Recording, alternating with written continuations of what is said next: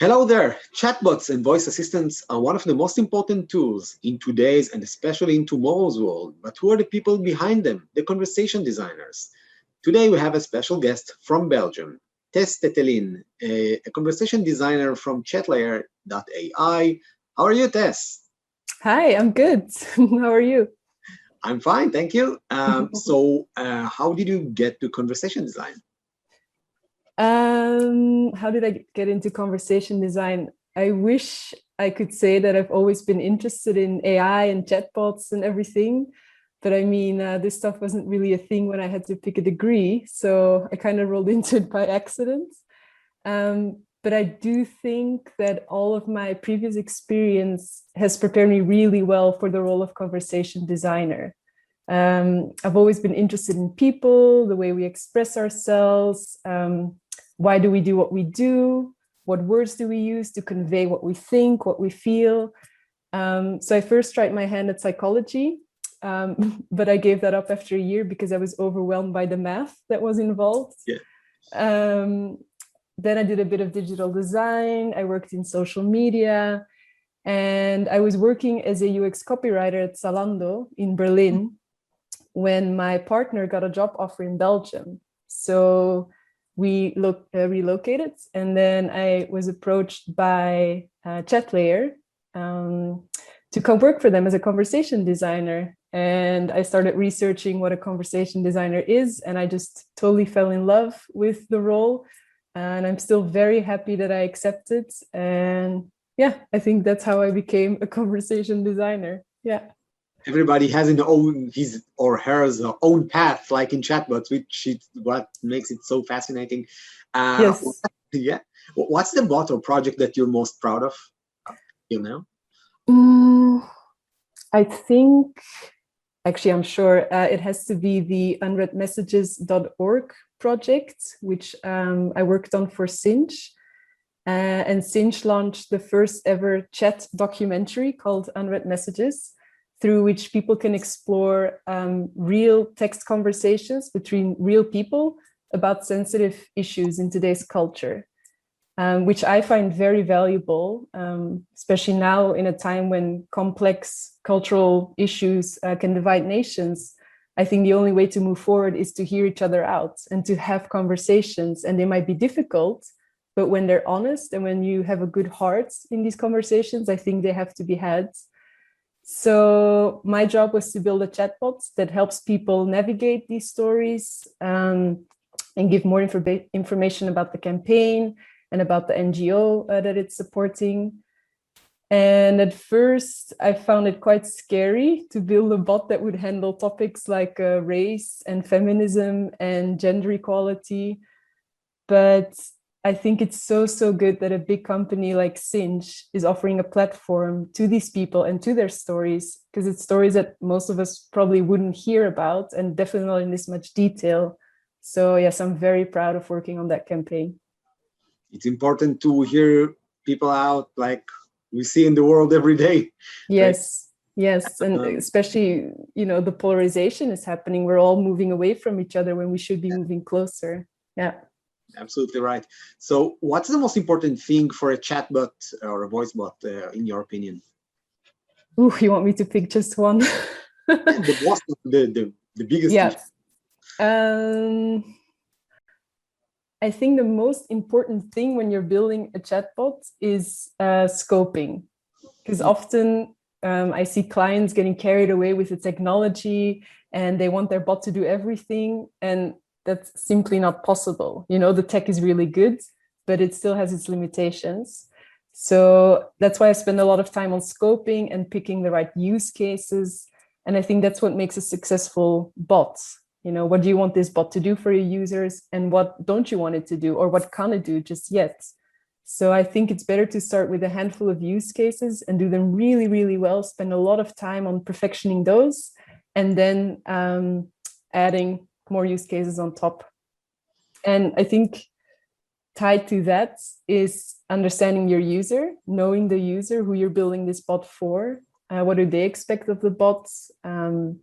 Not only in terms of tasks that the bot can do, but also personality. because I see a lot of bots that are functional, they get the task done, but they're not fun, you know. And I think if a bot helps the user and also manages to make that experience really joyful or surprising or delightful, then you have a really good bot that people will reuse as well. Yeah. We totally agree. And I guess that this is where it meets your previous works as UX copywriter, as social media. So what best practices are you bringing from those areas to being a conversation designer? I mean, having worked as a copywriter first on longer content pieces and then later as a UX copywriter, I have spent a lot of time thinking about how specific words can convey or trigger specific feelings. So how do words make people feel? And as I said before, I was always fascinated by the way people express themselves and what gestures and words we use to communicate. And in UX, the trick is to communicate a lot in as little characters as possible, right? You have to be concise, you have to be short. Our screens are getting smaller and our attention span is getting shorter. So you need to communicate a lot in as little as possible. So that helped me a lot with bot building. You know, those messages also have to be quite short. And I think social media has helped me, on the one hand, understand channels and all the possibilities of a channel, but also the restrictions of a channel and how to use the channel and how users use a channel. And also just user research. There's no such thing as a universal user. You're always working with different groups of users, and you have to know, what do they like? What are they expecting? What does each group need? And so I always put the user first in my bot building. And that's definitely something I've learned from social media, from UX practices. Yeah. Belgium is one of those rare countries in the world when you have more than one official language. So yes. what's the biggest challenge with the multilingual chatbots? So detecting the user's language isn't that much of a problem. You know, at Chatlayer, we built our own NLP, and it's quite advanced. So we're really good at understanding the user and detecting the language that they're speaking. We support over 100 languages, and that's something that we're really proud of. It's very inclusive and easy to use.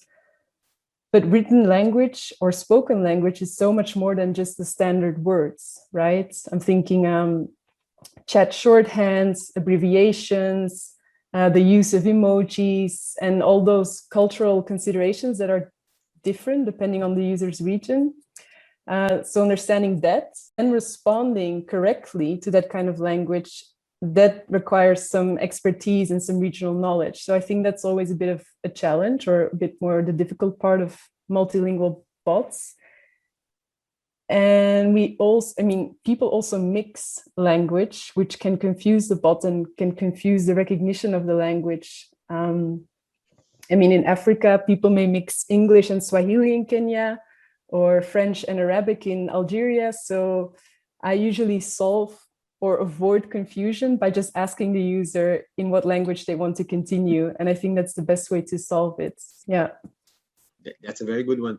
Yeah. What's the funniest thing or the most awkward thing maybe that happened to you designing chatbots and conversations? There's one thing that comes straight to mind. One of the first bots that I built, and this was, I think, during my first week as a conversation designer, I had to build a bot on Facebook Messenger. And so I built it. It was like a FAQ bot, I think. And I was testing it. And all of a sudden, it was saying things that I didn't write or I didn't include. It was saying things like, hi, Tess, I know who you are. We're going to take over the world, me and my bot friends. And I was like, what is happening? What is happening? So I messaged my manager and I was like, the strangest thing is happening to me. I feel like I'm going crazy, but what is this? And so it turns out that he also had access to the Facebook page where the bot was living. And he could just write messages back to me, which I didn't know at the time that was possible. So those were very confusing 10 minutes of my life. That's scary. Like, singularity is taking over. God. Yeah, it's finally happening. Yeah. Anybody that wants to convert himself, herself, to conversation designer, what tips or advice can you give them? I mean, I'm definitely Where do they start, maybe? Yeah, I think the best way to start is by just doing. That's how I learn as well. So I would advise people who are interested in conversation design, conversational AI, to read a couple of articles and to watch a couple of interviews like this one here, learn what it is about. Yeah, this one. What are we doing? And if that seems like something you would enjoy, then I think it's time to start building your skills. And so I would tell people who want to become conversation designers to sign up to a bot building platform, get a free account. There's a lot of platforms out there that offer trial accounts, and just start building a bot. You could give yourself a fictional brief, like a briefing of a client wants a bot that can place online orders, and just start building that bot. And then I think you're going to encounter things that you need to solve, and then you're going to Google a bit more and you're going to train yourself. And I think that's the best way to do it. And I would also say, once your bot is done, don't be afraid to reach out to someone from within the conversation design community and ask them to review the bot and just give you some pointers, give you some tips. I'm always very happy to do that. So yeah, just start doing. I'm with you. I'm also enjoying very much helping people, mentoring people. Tell us a bit about Chatlayer.ai, about your role there. What are you doing? Yeah, so I work at Chatlayer, which is a very fun company based in beautiful Antwerp, Belgium. And we basically offer a easy to use, no coding bot building platform where literally anyone can build AI powered voice and chatbots. Our clients come from all kinds of industries. They're not just developers or expert bot builders. We also see a lot of business people just building bots on the platform because it is so easy to use. And since they're the ones who know their customers best, to us, it makes total sense that they're also the ones building the bot that's going to help the customers. And then recently, although it's not so recently, I think it's now almost a year ago, we became a product within Sinch, which is a global leader in personalized mobile engagement. Wow. And the cool thing about being part of Sinch is that we can offer a lot of channels and integrate very easily with the Sinch portfolio. They have a huge global network. So with just a few clicks, our clients can connect bots to multiple channels like Facebook Messenger, WhatsApp, SMS, and you can also build multilingual bots. So all you have to do is build your bot in one language, and then with a few clicks, you can activate it in any language that you want. Wow. So it's really good to have that support and that network as well. And what I do as a conversation designer is to help the product team build an amazing platform that suits our customers' wants and needs. But I also review bots that were built by clients, and I often teach workshops and trainings on conversation design. I also build bots for bigger, more commercial campaigns, like the one that I built for unreadmessages.org. I also consult on bot building whenever needed, and I get to do fun interviews like this one. That's the best part, I'm sure. Yes. Give us one forecast for what's going to be the future of conversational AI, in your opinion. I think we'll see an increasing expansion of conversational AI from voice and text to rich media and multimodal interactions, where conversational assistants cannot just hear, but can also see and maybe give information to the user by combining visual media with voice, with text. And in the long term, the boundary between a phone call and a digital interaction will blur, and customers can interact with the brand the way they want to. So is it on the phone? Is it on WhatsApp? It'll be a channelless, connected journey throughout. One session, multiple channels. And I also think robots will become more and more human-like. And an interesting woman to watch in this space is Cynthia Brazil. She's a pioneer of social robotics and human-robot interaction. And she made a robot called Jibo. I hope I'm pronouncing it correctly. Jibo, which is a household robot companion. And they're now investigating whether robots like Jibo can actually help improve mental health, can improve well-being by just providing companionship. So I think that's a big, or I think that's actually the future of AI, just finding ways to use robots and virtual programs to help support us people. Mm-hmm. Yeah. That's great. Yeah. So it was very fun. Tess Tettelin from Chatlayer.ai at Antwerp. Thank you very much for being with us. Thank you. And for everybody watching or listening, go check out CocoHub.ai, where we bring chatbots to life and giving you all the tools, resources, and knowledge to build your own chatbot, no code, frictionless, and to be able to connect it to a video bot with an avatar, customized avatar. This is going to be real fun. Thank you again, and have a great day. Ciao.